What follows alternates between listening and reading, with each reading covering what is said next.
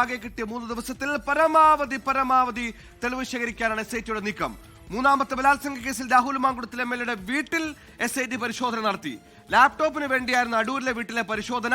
10 minute പരിശോധന നടത്തിയെങ്കിലും ഒന്നും കണ്ടെത്താനായിട്ടില്ല. അശ്വിൻ പാലാഴി പത്തനംതിട്ടയിൽ ചെയ്യുന്നു. അശ്വിൻ, എപ്പോഴായിരുന്നു ഈ പരിശോധന?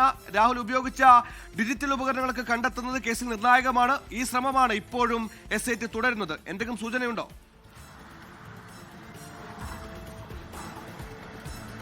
സുഹേൽ, നാളെ വൈകുന്നേരം 5 മണി വരെ മാത്രമാണ് രാഹുലിന്റെ കസ്റ്റഡി കാലാവധി ഉള്ളത്. അതിനുള്ളിൽ ഈ കേസുമായി ബന്ധപ്പെട്ട പ്രധാനമായ തെളിവുകൾ ശേഖരിക്കുക എന്നുള്ളത് SITയെ സംബന്ധിച്ച് അല്പം വെല്ലുവിളിയാണ്. പ്രത്യേകിച്ച് രാഹുൽ ഈ ചോദ്യം ചെയ്യലിനോടൊന്നും പൂർണ്ണമായും സഹകരിക്കാത്ത പശ്ചാത്തലത്തിൽ എന്തായാലും ഇന്ന് രാഹുലിനെ ഈ AR ക്യാമ്പിൽ ഇരുത്തിക്കൊണ്ട ഉദ്യോഗസ്ഥർ മാത്രമാണ്, SIT ഉദ്യോഗസ്ഥർ മാത്രമാണ് അടൂരിലുള്ള വീട്ടിലേക്ക് പോയത്. വീട്ടിൽ രാഹുലിന്റെ കിടപ്പ് മുറിയിലടക്കം പരിശോധന നടത്തി. പക്ഷേ ലാപ്ടോപ്പ് കണ്ടെത്തുക എന്നുള്ളതായിരുന്നു ലക്ഷ്യം. പക്ഷേ കാര്യമായ ഒന്നും വീട്ടിൽ നിന്ന് കണ്ടെത്താൻ SITക്ക് ആയില്ല.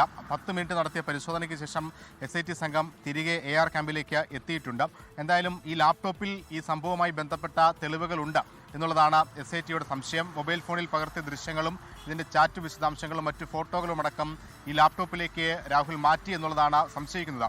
ആ സാഹചര്യത്തിൽ ലാപ്ടോപ്പ് കണ്ടെടുക്കുക എന്നുള്ളത് കേസന്വേഷണത്തെ സഹായിക്കുന്ന ഒന്നാണ്.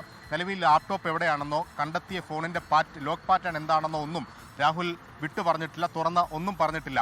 അതിനപ്പുറത്തേക്ക് ഇന്ന് രാവിലെ ക്ലബ് 7 ഹോട്ടലിൽ നടത്തിയ പരിശോധനയിൽ ഈ പരാതിക്കാരിയുമായി ഇവിടെ എത്തിയിട്ടുണ്ട്, അല്ലെങ്കിൽ അവരെ ഇവിടെ വെച്ച് കണ്ടു എന്നുള്ള ഒറ്റ വാക്കിൽ മറുപടി ഒതുക്കി പിന്നീട് മൗനിയായി മാറുകയായിരുന്നു. എന്തായാലും ഇനിയിപ്പോൾ നാളെ വൈകുന്നേരം 5 മണി വരെ തുടരുന്ന കസ്റ്റഡിക്കുള്ളിൽ പരമാവധി തെളിവുകൾ ശേഖരിക്കുക എന്നുള്ള ലക്ഷ്യത്തിലൂന്നിയാണ് SIT മുന്നോട്ട് പോകുന്നത്. സുഹേൽ, ഇനി ഉള്ളതൊരു രാത്രിയും ഒരു പകലുമാണ്. ഈ ചുരുങ്ങിയ സമയം കൊണ്ട് എന്തൊക്കെ തെളിവുകൾ SITക്ക് ശേഖരിക്കാനാകും എന്നതാണ് കണ്ടറിയേണ്ടത്.